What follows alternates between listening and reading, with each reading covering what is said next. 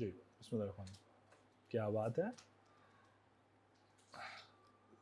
Part 5 हम लोगों ने पार्ट 4 डिस्कस कर लिया था। जज़ाकल्लाह। पार्ट 4 हमने डिस्कस कर लिया था जी। पार्ट 5 के ऊपर आ रहे हैं हम लोग। Just a minute. और हम लोग कल ये एक्चुअली डिस्कस कर रहे थे अबाउट दी कॉन्स्टिट्यूशन। बोरिंग सा टॉपिक था, सो कोशिश करते हैं जल्दी जल्दी ख़त्म कर लें। पार्ट 5 के अंदर रिलेशन है जी बिटवीन फेडरेशन एंड प्रोविंसेस, जिसमें आपके आर्टिकल कवर हो रहे हैं, आर्टिकल नंबर 141 टू 159। वो कहते जी इस पार्ट में क्या क्या डिस्कशन है।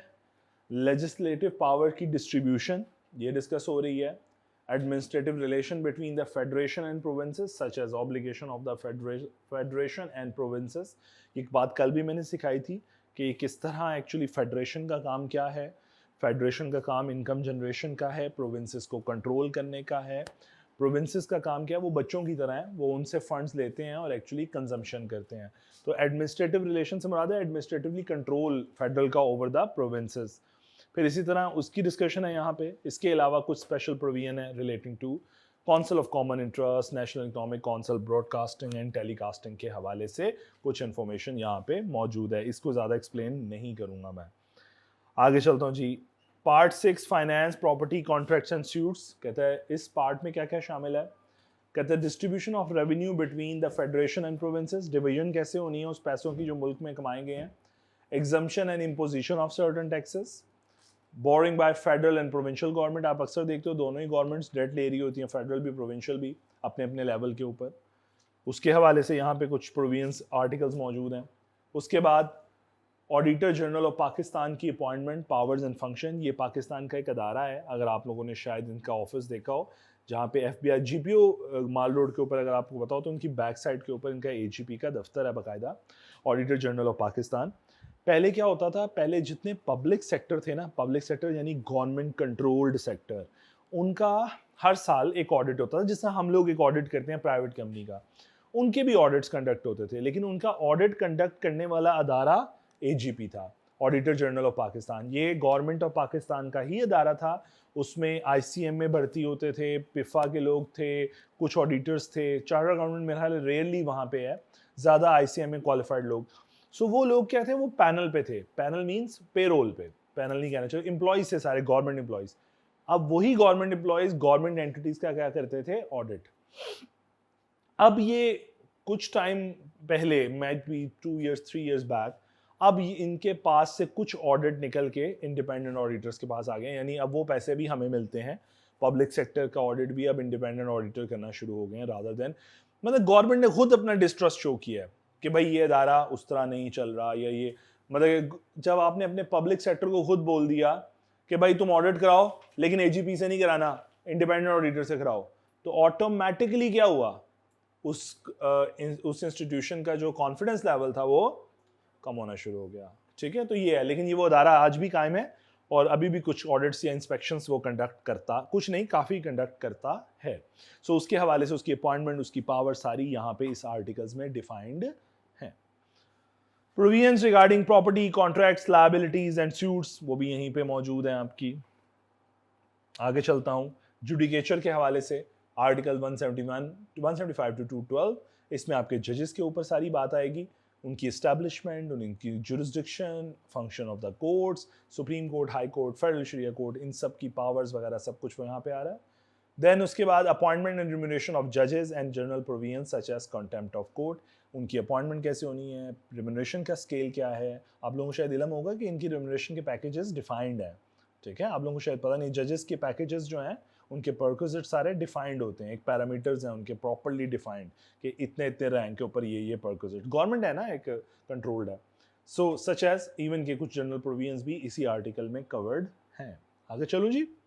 इलेक्शन के हवाले से जी फिर हमारा ECP अदारा जो काफ़ी बेचारा जलील हुआ, इलेक्शन कमीशन ऑफ पाकिस्तान का अदारा, सो उसकी formation and duties of the chief election commissioner and election commissions. ठीक है, उनके हवाले से फॉर्मेशन, उनकी ड्यूटीज़, कि वो दायरे बनेंगे कैसे, चलेंगे कैसे। Electoral laws and conduct of election. अब इलेक्टोरल लॉज का कॉन्सेप्ट जो है वो प्रेसिडेंट के इलेक्शंस में आता है कि प्रेसिडेंट की अपॉइंटमेंट में ये कॉन्सेप्ट इस्तेमाल होता है। तो इंशाल्लाह प्रेसिडेंट की अपॉइंटमेंट में थोड़ा सा कॉन्सेप्ट डिस्कस करूंगा, वरना हमारे सिलेबस में नहीं है। तो उसके हवाले से यूँ समझ लो प्रेसिडेंट के इलेक्शन के हवाले से एक कॉन्सेप्ट यूज़ होता है, इलेक्टोरल कॉन्सेप्ट जो है वो कॉन्सेप्ट जो है वो इंशाल्लाह प्रेसिडेंट के साथ में डिस्कस करूंगा। ठीक हो गया। देन है जी Islamic provisions, article 227 to 231 provision relating to holy Quran and Sunnah, composition and function of Islamic council. मेरा ख्याल है इसको एक्सप्लेन करने की ज़रूरत नहीं है। कुछ इमरजेंसी प्रोविजंस हैं जिनके आर्टिकल पार्ट 10 हैं, articles 232 237, imposition of emergency on account of war. ये जो इमरजेंसी वगैरह नाफिज हो जाती है उसकी जो प्रोविजंस हैं वो सारी यहाँ पे गिवन है, किस सूरत हाल में लगेगी, कैसे इम्पोज होगी, बिला बिला बिला। उस दौरान कौन कौन से राइट्स हैं जो नहीं अवेलेबल हो जाएंगे, या बेसिक राइट्स भी खत्म हो जाते हैं आपके जो भी है। Power to suspend fundamental right during emergency period, जैसा मैंने भी बताया कि उस पीरियड के अंदर यूजुअली आपके राइट्स जो हैं वो खत्म हो जाते हैं, बेसिक राइट फंडामेंटल राइट भी खत्म हो जाते हैं। सो वो कॉन्सेप्ट है जी। उसके बाद मतलब वो डिस्कशन है यहाँ पे आर्टिकल्स में। Then amendment to the constitution है आर्टिकल 238 239 में कि भाई अमेंडमेंट करनी है। It includes amendment of constitution by parliament through constitution amendment bill. कैसे अमेंडमेंट होगी, प्रोसीजर क्या होगा। देन कुछ मिसलिनियस प्रोविजंस हैं, मिसलिनियस आर्टिकल्स हैं जिसके अंदर पब्लिक सर्विस कमीशन पीएससी का क्याम है, उसकी कॉन्स्टिट्यूशन का अदारा है आपका, वंस अगेन आर्म फोर्सेस का अदारा है, उसकी कमांड एंड फंक्शंस के हवाले से। और एडमिनिस्ट्रेशन ऑफ ट्राइबल एरियाज। अब तो वैसे ट्राइबल एरिया फाटा आता है उसमें, ये नहीं आता है, अब तो नहीं है ना, उसमें मर्ज हो गया ना अब। तो अब कौन रह गया है ट्राइबल एरियाज में, कोई रह गया नहीं, सारे हो गए कवर है ना। तो चलो जो भी था उसकी एडमिनिस्ट्रेशन के हवाले से था। कबायली क्या बोलते थे, कबायली इलाका ज़्यादा अक्सर आपने न्यूज़ में सुना होगा। तो ये एक्चुअली वो ट्राइबल एरियाज़ हैं। अब होगा बलूचिस्तान की साइड में, मुझे याद नहीं है। फाटा का तो बड़ा सुना हुआ था, फाटा तो उधर कवर हो गया ना सारा उधर। सो चलो जो भी है उसकी एडमिनिस्ट्रेशन के हवाले से, उन कबायली इलाकों की उसके हवाले से एडमिनिस्ट्रेशन कुछ रूल्स हैं यहाँ पे डिफाइंड थे। उसके अलावा protection to the president, governor, minister, national language etcetera, उसके कुछ यहाँ पे हवाले से प्रोविजंस जो थी इस आर्टिकल्स में कवर्ड थी। मैंने सिर्फ आपको लिस्टिंग बताई है कि क्या क्या चीज़ें, मैंने अंदर कुछ नहीं बताया कि उसके अंदर क्या क्या लिखा, क्योंकि है ही नहीं आपके सिलेबस में, तो करना क्यों है। ठीक हो गया। कुछ स्केड्यूल्स हैं। अच्छा, कुछ स्केड्यूल तो बड़े आराम से आपको समझ आ जाएंगे। जिस तरह इलेक्शन ऑफ प्रेसिडेंट है तो इस स्केड्यूल के अंदर उसकी सारी इंफॉर्मेशन आपको सपोर्टिंग इंफॉर्मेशन मिल जाएगी। ऑफिस के ओथ आपने अक्सर वो देखा होगा, हलफ लेने आ जाते हैं ना, कौन किससे हलफ लेगा। आपने अक्सर देखा होगा वो जो फेडरल कैबिनेट अक्सर यूजुअली न्यूज़ उसमें दिखा रहे होते हैं, क्या नाम है, टीवी पे अक्सर ये जो प्राइम मिनिस्टर जब हल्फ ले रहा होता है, उसकी कैबिनेट जब हल्फ ले, एक्चुअली वो ओथ ऑफ ऑफिस हैं कि वो जब अपने ऑफिस के ओथ करते हैं एंड देन हल्फ लेते हैं।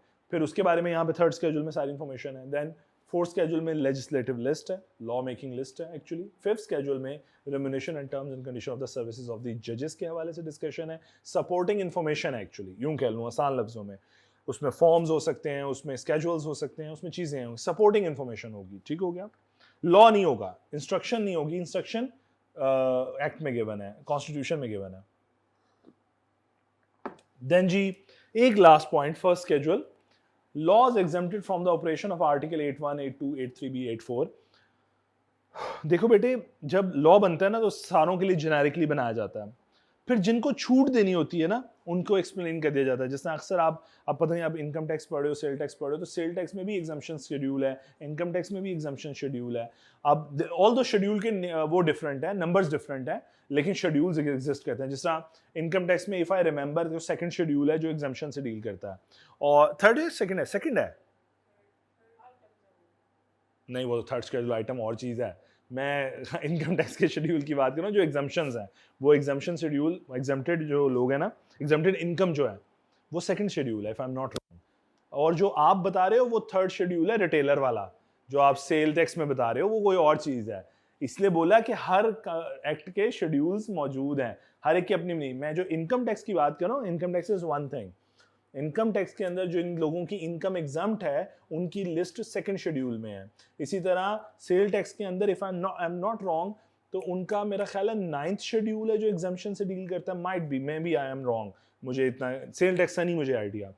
सो उनका भी यही इस तरह शेड्यूल्स नंबर होते हैं। इसी तरह उसने ये जो शेड्यूल बनाया हुआ है उसमें उसने बताया कि भाई आप जो ऊपर आर्टिकल पढ़ के आए हो ना कॉन्स्टिट्यूशन में, आर्टिकल 8 सब आर्टिकल 1, 2, 3B जो व्हाटएवर, ये अप्लाई किन पे नहीं होते वो स्केड्यूल फर्द में लिखा हुआ। क्या बात समझ आ गई? ओके, सो इसके साथ ही ये एरिया कॉन्स्टिट्यूशन वाला ख़त्म हो गया। अच्छा, इसमें लिस्ट ऑफ टॉपिक ये मैंने पहले भी आपको पास पेपर दिखा दिया हुआ था। 1 मिनट सिर्फ मुझे दीजिए, मैं एक चीज़ कंफर्म कर लूँ, सिर्फ 1 मिनट दीजिएगा मुझे। ऑन रहने दें, कोई मसला नहीं है, मैं एक रेलेवेंट चीज़ ही ज़रा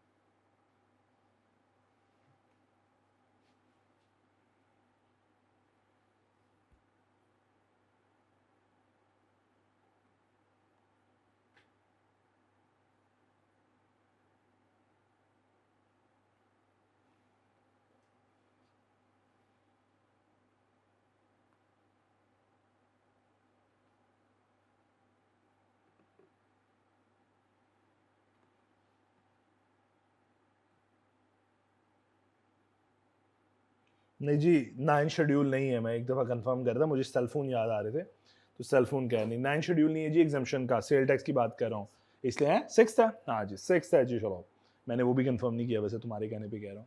सो सेल टैक्स का मुझे कंफर्म नहीं था, मैं इसलिए वो कंफर्म कर रहा था कि 9th नहीं है शायद, मुझे याद आ रहा था, तो इसलिए मैं वो कंफर्म कर रहा था। लो जी, आगे चलता हूँ। The process of legislation as per the constitution, law making का जो तरीका है, उसके अंदर लेजिस्लेशन पहले डिस्कस कर लेते हैं, फिर लॉ मेकिंग प्रोसेस पे जाएंगे। तो फाइनली वो कहते हैं सबसे पहले मजलिस शौरा, आपकी पार्लियामेंट।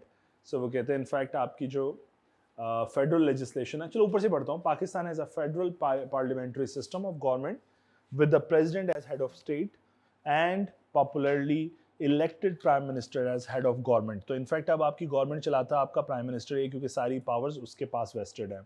अच्छा, पहली चीज़। दूसरी चीज़, उसने मैंने उस दिन भी सिखाया था कि वो उसने खुद नहीं चलानी, उसके नीचे पूरी एक कैबिनेट बनाई हुई है, और कैबिनेट एक्चुअली ऑपरेट करती है through the help of bureaucrats. ऐसा ही है जी, हमने कहा था भाई विजन होगा, विजन को नीचे दिया जाएगा आपके मिनिस्टर्स को, फेडरल कैबिनेट को, और फेडरल कैबिनेट एक्चुअली नीचे उसको रन कर रही होगी। और अगर बात करें तो हम लोग अगर बात करें तो हमारा रोल क्या है, हम बीइंग नेशन जो है, या बीइंग नेशन क्या करते हैं हम लोग, इलेक्शन में सिर्फ इलेक्शन की हद तक हमारा रोल है। हम इलेक्ट करते हैं उन पर्सन्स को जिनको हम अपने रेलिवेंट एरियाज में समझते हैं कि यार हाँ ये बंदे काम के हैं, और उनको हम एक्चुअली में नेशनल असेंबली तक या प्रोविंशियल असेंबली तक पहुंचाते हैं। ऐसा ही है जी, या एमएनए बना रहे होते हैं या फिर एमपीए बना रहे होते हैं। वो एक अक्सर वर्ड यूज कर रहे होते हैं ना, बड़ा वोट छोटा वोट, अक्सर आपने ये कॉन्सेप्ट, कॉमन फिनोमिना, आपने बड़ा वोट इसको देना, छोटा वोट। सो हमारा काम सिर्फ इनकी सिलेक्शन या इलेक्शन तक है।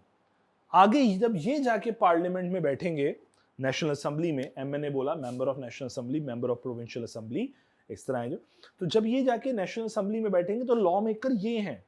अच्छा, हम इनको अपॉइंट करते हैं, ये आगे फिर अपनों में से जो एमएनएज हैं उनमें से कौन अपॉइंट होता है, आपका प्राइम मिनिस्टर आ रहा है, आपका प्रेसिडेंट आ रहा है, इनफैक्ट इन्हीं दोनों में से ही, इनफैक्ट प्राइम मिनिस्टर, प्रेसिडेंट, ये लोग उनमें से, कैबिनेट आपकी इनमें से आ रही है। मेरी बात समझ पा रहे हो? अब समझाना सिर्फ ये चाह रहा हूं कि हमने एमएनए सेलेक्ट किया और उन्होंने जाके अपने में से एक बंदे को पीएम से। हमारे मुल्क में सियासत चूंकि कुछ ऐसे चल रही है कि पार्लियामेंट, नेशनल असेंबली में जिसकी ज्यादा सीटें हैं, जो पार्टी ज्यादा जीत गई सीट्स, उस वो पीएम भी अपना ही लाएगी। ऐसा नहीं है कि ओपोजिशन पार्टी उसका पीएम दूसरा नॉमिनेट नहीं करती, नॉमिनेशन होती है लेकिन वो जीतता नहीं है, क्योंकि आपकी ऑलरेडी सीट्स ज्यादा हैं। क्या बात समझ आई? जैसा मैं अगर कहूँ इस रिसेंट इलेक्शन में नवाज इसकी पार्टी की और सेकेंडली पीपल पार्टी की, ये दो ही मिला के इन दोनों ने मिलकर बनाई है ना, तो इन दो पार्टीज की अब चूंकि सीट ज्यादा है, तो इनका जो नॉमिनेटेड पर्सन था वो प्राइम मिनिस्टर इलेक्ट हुआ, जो भी मुकमुका हुआ था उसके मुताबिक उनका प्राइम मिनिस्टर उन्होंने नॉमिनेट किया और देन वो इलेक्ट हुआ। ऐसा नहीं है कि उसकी ऑपोजिशन में कोई बंदा नहीं था, बट ऑब्वियसली वो जीत नहीं सकता, क्योंकि एमएनए जिन्होंने वोट कास्ट करने हैं वो लोग उनकी फेवर में ज्यादा थे। क्या बात समझ आ रही है थोड़ी सी? तो इनफैक्ट हमारा काम सिर्फ यहां तक है, तो इसलिए हमारी ड्यूटी सिर्फ ये बनती है कि हम जिसको एमएनए सेलेक्ट करें, एमपीए सेलेक्ट करें, वो रेलेवेंट, वो बंदे का पुत्र हो, आसान लफ्जों में। लेकिन चलें, जो भी है, आगे चलते हैं। सो वो कहते हैं आगे चलते हैं। The federal legislature is a bicameral, Majlis Shura. Bicameral कहते हैं consist of 2 houses actually. Majlis Shura जिसे पार्लियामेंट बोला जाता है, और पार्लियामेंट एक्चुअली कंसिस्ट करता है, कंपोज है 3 चीजों पे, president, national assembly and senate. National assembly को लोअर हाउस बोला जाता है और सेनेट को अपर हाउस बोला जाता है। ठीक हो गया। अच्छा, नेशनल असेंबली और सेनेट में ना एक मेजर डिफरेंस है, और वो ये है, इसने डिसॉल्व हो जाना है, इसने डिसॉल्व नहीं होना। सेनेट डिसॉल्व नहीं होता, सेनेट में मेंबर शफल होते रहते हैं, एक पर्टिकुलर टाइम पीरियड में भी डिस्कस करते हैं, लेकिन नेशनल असेंबली ने डिसॉल्व हो जाना है हर 5 साल बाद। हर 5 साल के बाद उसने डिसॉल्व हो जाना है, नई असेंबली बनेगी, नए इलेक्शंस होंगे। हाँ, हमारे मुल्क में 5 साल पूरे नहीं हुए, इसलिए हमें याद नहीं रहता, मैं भी कंफ्यूज होता हूँ, हर दफा 5 साल ही हैं, क्योंकि हमारे मुल्क में यूजुअली 3 साल 2 साल की हुकूमत होती है। सो टेक्निकली वैसे 5 साल की हुकूमत है, 5 साल के बाद ऑटोमेटिकली नेशनल असेंबली ने डिसॉल्व हो जाना है। अच्छा जी, इसके बाद इसमें जो पढ़ने वाली बात है, सबसे पहले हम पढ़ते हैं जरा नेशनल असेंबली को ही। नेशनल असेंबली पे आते हैं, और मैंने एक पुरानी इंफॉर्मेशन शायद अपने पास रखी होगी, वो शेयर करता हूँ आप लोगों से।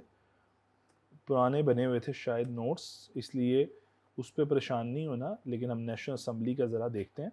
सो पार्लियामेंट में ये मैंने आपको बताया, जनरल इलेक्शन में आप एमएनए सिलेक्ट कर रहे हो, फिर एमएनए अपने में से ही prime minister, speaker, deputy speaker appoint कर रहे होंगे, इलेक्ट कर रहे होंगे। बल्कि वो जो आपने लोग नहीं देखे मंजिलों पे बैठे होते हैं, पहली मंजिल पे, दूसरी मंजिल पे, सो इनफैक्ट स्पीकर और डिप्टी स्पीकर होता है। ओके जी। अच्छा, कंपोजिशन ये शायद पुरानी है, मे बी मैं इसकी नई कंपोजिशन कर दूंगा, बट अभी जो समझने वाली बात है इसमें से, कंपोजिशन हमारे सिलेबस का हिस्सा नहीं है, हमने जो चीज़ समझनी है वो इसमें से समझ लेते हैं। तो ज़रा आप पढ़ते हैं, ज़रा जस्ट अ मिनट, ये गलत चीज़ें खुली हुई हैं सारी आज। अच्छा, the seat for national assembly are determined on the basis of population of the provinces. यही वजह है कि नेशनल असेंबली में पंजाब की सीट्स क्या होंगी, क्योंकि पॉपुलेशन पंजाब की, इसी वजह से ये सारे पॉलिटिशियंस जो हैं ये पंजाब के पीछे हाथ धो के पड़े रहते हैं। पूरे इलेक्शन में जो बहुत ज़्यादा हमेशा चर्चा नज़र आ रहा होता है वो पंजाब की सीट्स का नज़र आ रहा होता है। ठीक है, और इसी तरह अगर आप यहाँ से भी देखें, जो बेशक ऑल दो ये पुरानी है, मे बी यही हो, मैंने भी दोबारा चेक नहीं किया इसको एक दफ़ा, तो ये देखिए पंजाब की टोटल सीट्स जो हैं वो 183 हैं, बाकी सब की इसके मुकाबले में टोटल सीट्स कम है। अच्छा, ये तो कोटा सीट्स हैं, नॉन मुस्लिम की वुमेन सीट्स जो हैं ये कोटा सीट्स हैं। असल इलेक्शन इन सीट्स के लिए हो रहे होते हैं, जनरल सीट्स के लिए इलेक्शन होते हैं, ये कोटा होती हैं, जो रिस्पेक्टिव पार्टी को फिर कोटा, प्रोपोर्शनेट कोटा मिल रहा होता है कि आप इतनी सीटें जीते हो, इतना कोटा वुमेन्स का कोटा, इतना नॉन मुस्लिम का कोटा, ये आपका हुआ। ठीक है, सो इलेक्शन लड़े जा रहे होते हैं जनरल सीट्स के लिए। आगे चलता हूं जी जरा। The member on general seats are elected for a period of 5 years on the basis of direct votes by the voters registered. There are also reserved seat for women and non-Muslim. Reserved seats हैं, कोटा है actually. ठीक है, the member elect from themselves. अब elect आपने MNA select कर लिया, MNA क्या select करेगा? Speaker, Deputy Speaker and Prime Minister. The most important function of the National Assembly is law making and formulation of policies. अब एक चीज छोटी सी बता दूं, 1 मिनट यहीं पे शायद, बल्कि नहीं वो आगे चल के आए, ये पुराने बना हुआ इसलिए मैंने कहा, मैंने डिलीट नहीं किया हुआ। देखो, मैं एक छोटा सा केस, मैंने वही कहा, मैं ये ना हो मैंने भी थले आजो जी अंदर, मैं एक छोटा सा केस बता रहा हूँ, सिर्फ छोटा सा, इसके बाद वापस चला जाऊंगा सिर्फ लॉ मेकिंग के हवाले से। देखो, 2 हाउसेज हैं आपके पास, नेशनल असेंबली और सेनेट, लोअर हाउस और अपर हाउस, ऐसे ही है, और तीसरा आपका प्रेसिडेंट। यही 3 लोग मिलके क्या बना कहलाते हैं? पार्लियामेंट। सो इनफैक्ट हमने बोला पार्लियामेंट ही एक्चुअली लॉ मेकर है ना, पार्लियामेंट लॉ मेकिंग लेजिस्लेशन बनाती है।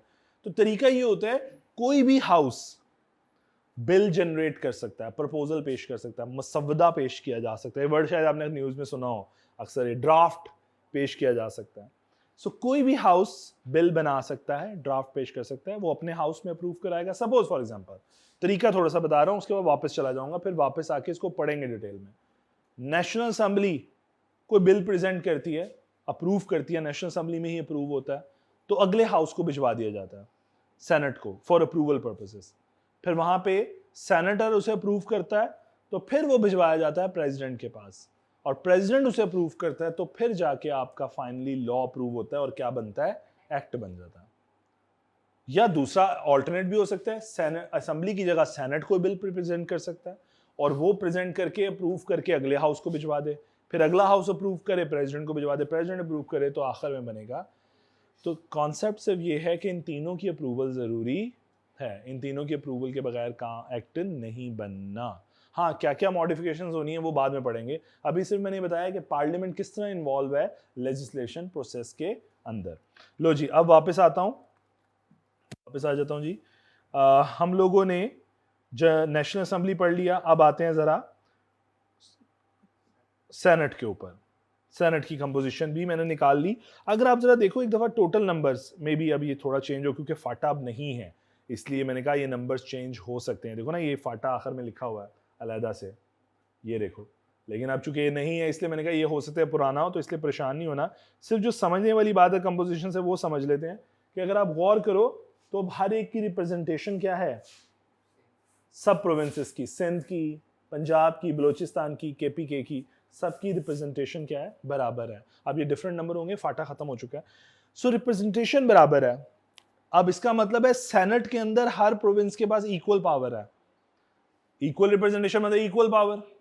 जबकि आप अगर नेशनल असेंबली की बात करते हो तो उसमें अभी हमने थोड़ी देर पहले कंपोजिशन देखी, सबसे ज्यादा सीट्स किसके पास हैं, पंजाब के पास। तो सबसे ज्यादा डोमिनेंस किसकी होगी, पंजाब की। तो एक प्रोविंस डोमिनेट कर रहा है over the other provinces in national assembly through MNAs. बात समझ आ रही है ना, एमएनएज ही है ना 183, समझाना ही चाह रहा हूं। तो थ्रू एमएनएज वो डोमिनेट कर रहा है। तो यही तकलीफ है एक्चुअली इस हवाले से, इनके हवाले से, कि भाई सेनेट में ना, नेशनल असेंबली पे एलिगेशन भी यही लगता है कि भाई यहाँ पे पंजाब का असर व रसूख हमेशा ज्यादा रहता है, क्योंकि ऑब्वियस बात है पॉपुलेशन की बेस पे आपने सीट्स रखी हुई हैं तो फिर उनकी सुनी भी ज्यादा जाती है। इसीलिए आप अक्सर, अगर आपने कभी कराची का एलिगेशन सुना हो, कराची अक्सर न्यूज में आता है, मैं न्यूज वाली बातें कर रहा हूँ। कराची का एलिगेशन क्या होता है कि जनाब कमाते हम हैं और खाता पंजाब है।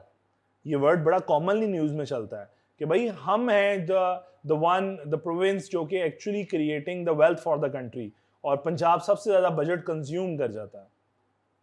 भाई क्या करें, पंजाब की औलाद ज्यादा है, सही बात है, समझा रहा हूं ना, पॉपुलेशन ज्यादा है तो भाई उसने खाना भी तो ज्यादा ही है, लेकिन वो अलग बात है खा कोई और ही रहा है, लेकिन टेक्निकली वो पॉपुलेशन की बेस पे बजट एलोकेट ज्यादा हो जाता है। ठीक हो गया। अच्छा चलो, अगर ये बात भी समझ आ रही तो अब जरा सेनेट को, नेशनल असेंबली हमने पढ़ लिया, सेनेट के ऊपर आते हैं। क्या बात समझ आ रही है यहां तक?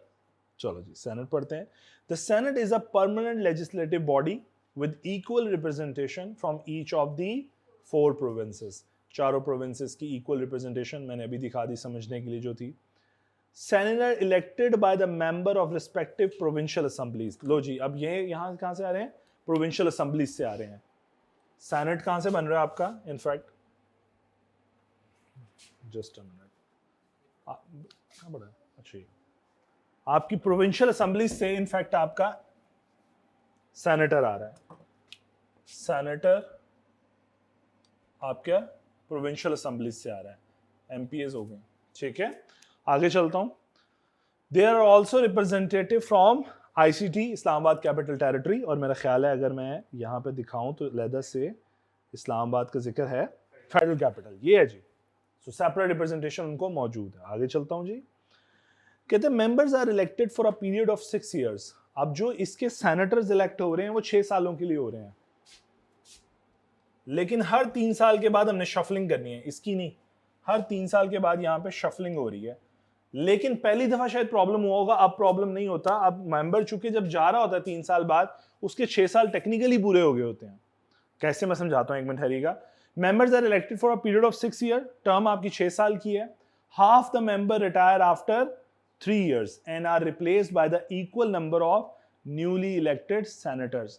हाफ चले जाएंगे, हाफ आ जाएंगे। टेक्निकली यूं अब हो रहा है कि अगर गौर करो, इस 3 साल के बाद सपोज यहां पे एक शिफ्ट चेंज हुई है, अब से हाफ लोग नए आ गए हैं, न्यू आ गए हैं, और हाफ रिटायर हो गए हैं। ठीक है, अभी हाफ चल रहे हैं, मजीद यहां पे से 6 साल बाद एक और शिफ्ट चल रही है, चेंज होनी है। बात समझ आ रही है? 3 साल बाद एक शिफ्ट चेंज हुई, हाफ चले गए, हाफ नहीं आ गए, अब यहाँ पे कुछ न्यू लोग आए हुए हैं, मैं इसको ब्लैक में कर देता हूँ। ठीक है, अब ये चलेंगे अगले 6 साल, लेकिन यहाँ पे जो रिटायर हो रहे होंगे उनके 6 साल ऑटोमेटिकली 3 साल बाद पूरे हो रहे होंगे। मेरी बात समझ आ रही है? मैं समझाना ही चाह रहा हूँ 6 सालों में 2 शिफ्टें रिप्लेस हो रही हैं, लेकिन टेक्निकली मेंबर के 6 साल पूरे हो रहे होते हैं, ठीक है। अच्छा आगे चलिए। Senate is a permanent institution. The election of all the member is not held at the same time and so it continue to be present on the permanent basis. भाई ये चलती रहेगी, इसमें कोई प्रॉब्लम नहीं है. The members elect from themselves a chairman और deputy chairman, जहाँ पे MNA सेलेक्ट करते हैं स्पीकर, डिप्टी स्पीकर, आपके सेनेट में चेयरमैन और डिप्टी चेयरमैन, और वही मंजिल और दूसरी मंजिल पे बैठे हुए लोग. The chairman of the Senate under the Constitution is next in line to act as a president if the office become vacant or until such time a new president can be formally elected. मतलब अगर आप सुपारी दे दो president की और president की जगह खाली हो जाए तो एक्टिव प्रेसिडेंट के तौर पे कौन काम करेगा? चेयरमैन ऑफ द सेनेट को मिल जाएगी वो जगह जब तक अगला प्रेसिडेंट जो है वो इलेक्ट नहीं होता. द रोल ऑफ, ये बात समझ आ रही है जी? चलो आगे, आसान सी बातें हैं.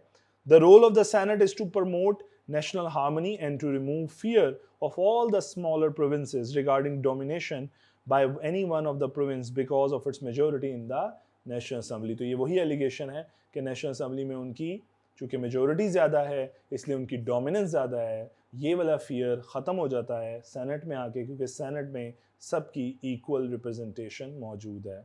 क्या बात समझ आ गई?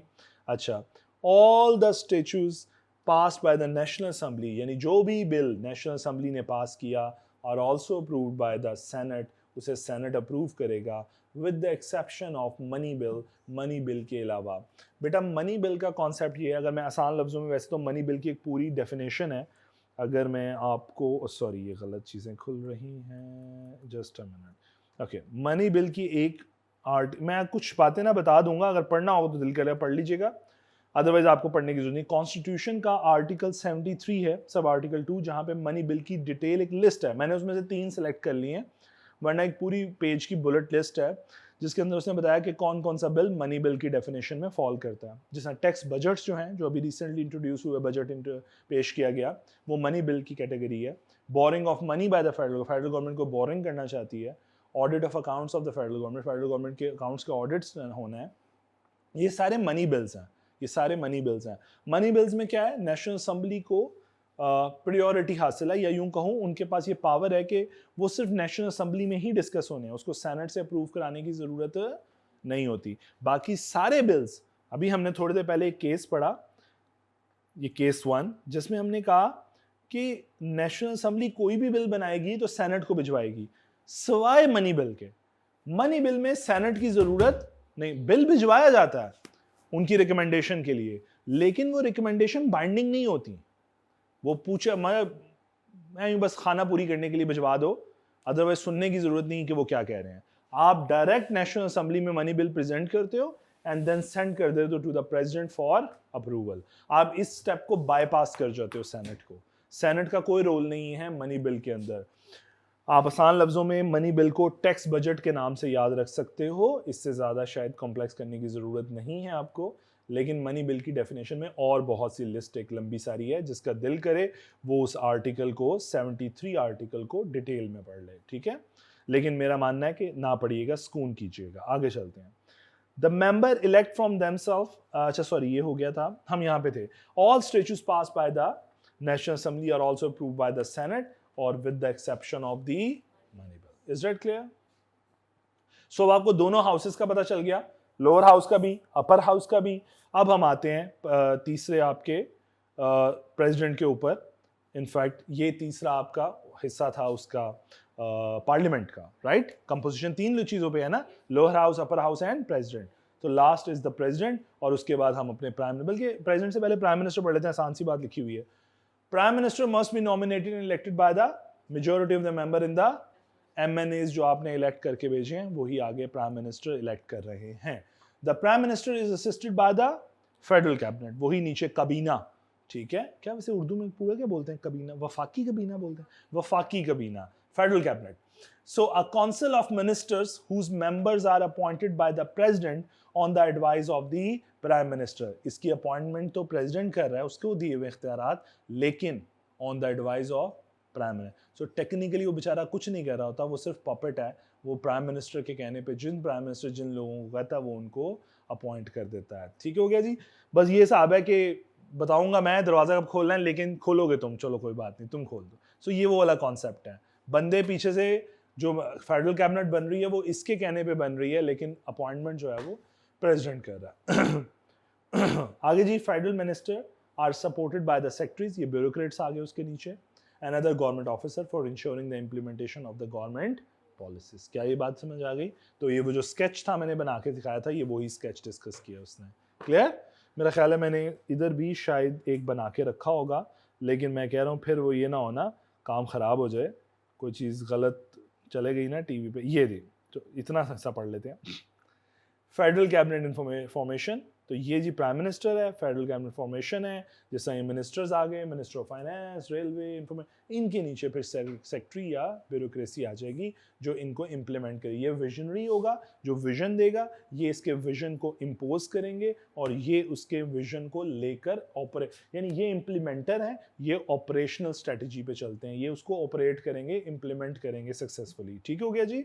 सो इसलिए हम अक्सर कहते हैं कि ये लोग बहुत तंग करते हैं, इंप्लीमेंट नहीं होने देते, तो वो सही बात है। जब आप उन पे इम्पोज करने जाते हो तो वो कई दफ़ा आपकी बात उस तरह नहीं सुनते, घास नहीं डालते आपको।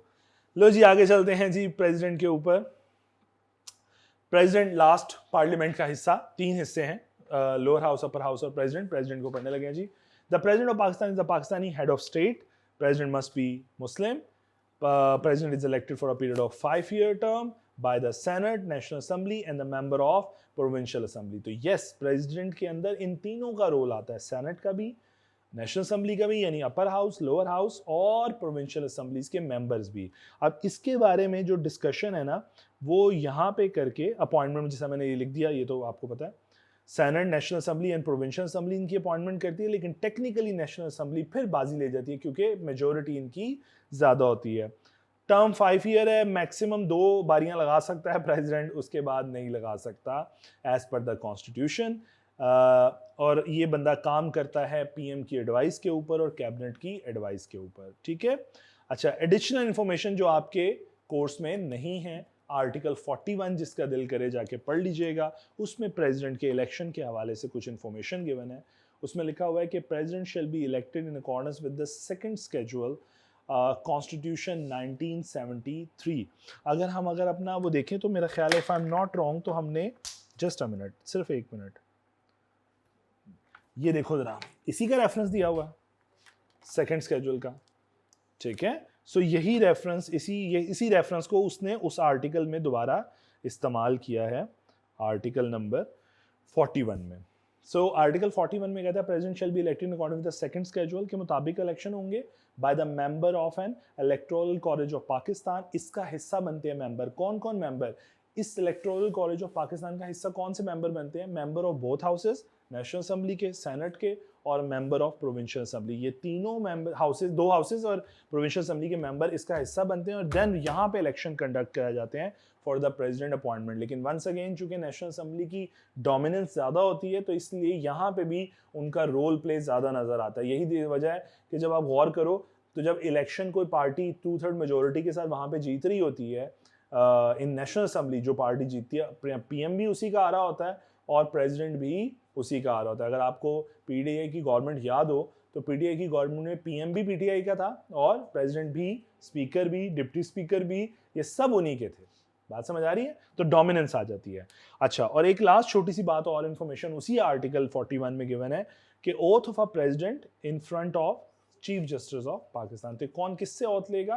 तो प्रेसिडेंट से औथ लेने वाला आपका चीफ जस्टिस ऑफ पाकिस्तान होगा। इसलिए वो जो सामने तकरीर में आपको नजर आते हैं वो अक्सर इसी वजह से चीफ जस्टिस साहब वहां नजर आते हैं आपको। चलें जी आगे चलते हैं।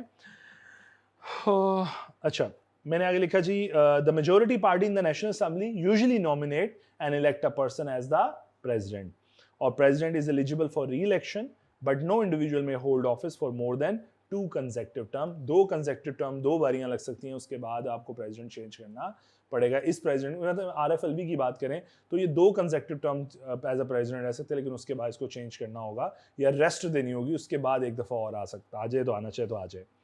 Function of president, Prime Minister shall keep the President informed on all the matters of internal and foreign policy. ये बिल्कुल वही बात होगी, बस इसको बता के रखना, इंफॉर्मेशन में रखना, कराना इससे कुछ नहीं है, इसको बता देना क्या क्या चल रहा है, ठीक है। इंटरनल फॉरेन पॉलिसी के matter and on all the legislative proposal, और उन तमाम प्रपोजल के हवाले से भी the federal government intend to bring before parliament, जो फेडरल गवर्नमेंट पार्लियामेंट में लाना चाह रही है मैटर फॉर डिस्कशन, तो प्रेसिडेंट को इन्फॉर्म रखा जाता है, बस इतना काम है।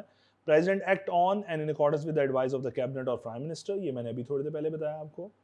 President approve the statues passed by the national assembly and the senate, तो ये मैंने आपको ऑलरेडी केस 1 दिखा दिया कि दोनों हाउसेज अप्रूव करेंगे तो आखिर में किसके पास अप्रूवल है, प्रेसिडेंट के पास अथॉरिटी है कि वो इसे अप्रूव करे। क्या बात समझ आ गई? यहाँ तक सब कुछ समझ आया? पक्की बात है। चलो आगे, ऑल दो क्वाइट बोरिंग, लेकिन क्या करें। लो जी, अब हम आते हैं, बस कर दें 5 मिनट और दे दो, मैं ये बस खत्म करा देना, 5 मिनट मैक्सिमम। चलो बस ये खत्म कर लो, ये स्केचेस पढ़ लो, आगे वो हो ही जाएगा। देखो अभी हमारी क्लास शुरू हुई है 9:15 बजे, 10:15 तक टाइम है, क्या हो गया अभी? हाँ, बोरिंग से चैप्टर है क्या गया। चलो जरा ये बस ये अब स्केचेस बनाने हैं, मैंने पहले भी पढ़ा दिया।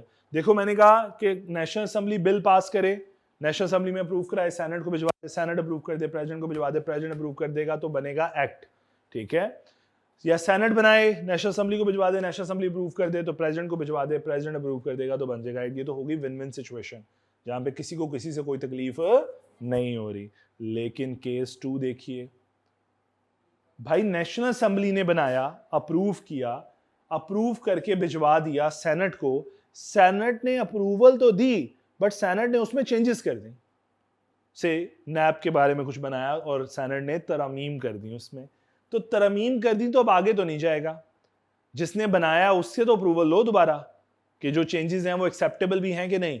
तो अगर ऐसा कोई सूरत हाल हुई कि एक हाउस ने बनाया, दूसरे ने चेंज किया, तो बजाय आगे भिजवाने के दोबारा वापस उसी हाउस को भिजवाएगा जिसने बनाया होगा, और उससे भी अगर चेंज एक्सेप्टेड है, उसे कोई तकलीफ नहीं इस मॉडिफिकेशन पे, तो फिर अब दोनों राजी हैं, तो फिर आगे चला जाएगा प्रेसिडेंट के पास, और प्रेसिडेंट ने अप्रूव कर दिया तो बन जाएगा एक्ट। क्या बात समझ आई यहाँ पे?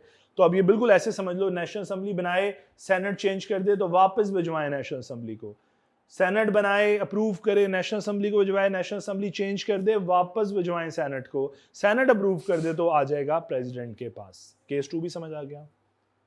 केस 3 आ गया नॉट एक्सेप्टेड, ठीक है। आगे बल्कि चेंजेस एक्सेप्ट ना हो तो वो आगे वाली बात है, शायद ये देखें, ये आगे 4th केस वही है, ठीक है। सो हम उसी पे जा रहे हैं। 1 मिनट बस थोड़ा सा वेट करके, बल्कि चलो केस 4 पहले डिस्कस कर देता हूं। उसमें क्या है, ये लो, नेशनल असेंबली ने बनाया, सेनेट ने अप्रूव किया, लेकिन चेंजेस की, चेंजेस वापस आई, नॉट एक्सेप्टेड, मतलब कि वापस सेनेट ने नेशनल असेंबली को भिजवाया, नेशनल असेंबली ने कहा ये तरमीम तो एक्सेप्टेबल नहीं है, तो अब क्या करें? तो कहता है मिलके बैठ जाते हैं, मिलके बैठ के कोई रास्ता निकाल लेते हैं। सो उसे बोलते हैं ज्वाइंट सिटिंग।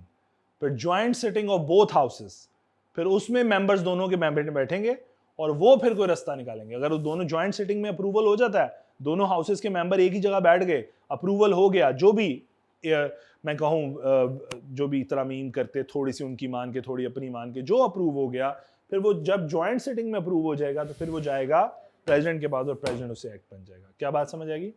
ये लाइकवाइज अगर सेनेट बनाए, नेशनल असेंबली को भिजवाए, नेशनल असेंबली चेंजेस कर दे, वापस आएगा सेनेट के पास, सेनेट को कबूल नहीं है, ज्वाइंट सिटिंग बुलाएं दोनों हाउसेस की, उन ज्वाइंट सिटिंग में बैठ के फिर अप्रूवल अगर हो गई तो प्रेसिडेंट के पास। क्या मेरी बात समझ आ गई? अच्छा, अब यहां पर रुक के चूंकि आप इस तरफ आ गए हैं तो मैं ज्वाइंट सिटिंग के ऊपर भी एक छोटी सी बात समझा दूं। एडिशनल इंफॉर्मेशन है, once again article 72 sub article 1-2, लेकिन आपको सिलेबस का हिस्सा नहीं है, पढ़िएगा मत, सिर्फ ज्वाइंट सिटिंग को समझ लेंगे। ज्वाइंट सिटिंग क्या है? इस ज्वाइंट सिटिंग के रूल्स कौन डिटरमिन करता है? President, speaker of national assembly and chairman of the senate. वो पहली मंजिल पे बैठे दो लोग, नेशनल असेंबली की पहली मंजिल वाला, सेनेट की पहली मंजिल वाला और प्रेसिडेंट। ये 3 लोग एक्चुअली डिटरमिन करते हैं rules for the proceeding of the joint sitting. ये तीनों मिलके बनाते हैं। अब ये प्रिजाइड कौन करेगा? देखो, नेशनल असेंबली होती तो ऊपर पहली मंजिल पे स्पीकर बैठा होता, प्रोविंशियल असेंबली होती तो कमीशन वो चेयरमैन बैठा होता, बट अब तो ये ज्वाइंट सिटिंग है, तो इसको प्रिजाइड कौन करेगा? उसमें आर्टिकल्स में ही लिखा हुआ है कि speaker of the national assembly preside करेगा। यानी वही पहली मंजिल पे बैठा नेशनल असेंबली का स्पीकर होगा। इन एब्सेंस ऑफ एनी, हाँ इन तीनों ने कुछ डिसाइड किया हुआ तो वो प्रिजाइड करेगा, otherwise speaker, absence of the information में स्पीकर ऑफ नेशनल असेंबली के पास इख्तियारात हैं कि वो ज्वाइंट सिटिंग को प्रोसीड कराएगा। वही बैठेगा मंजिल पे और कहेगा चलो जी शुरू हो जाओ, करो बहु सारे, ठीक है। तो वो सो टेक्निकली ज्वाइंट सिटिंग के रूल्स ये हैं। क्या बात समझ आ गई?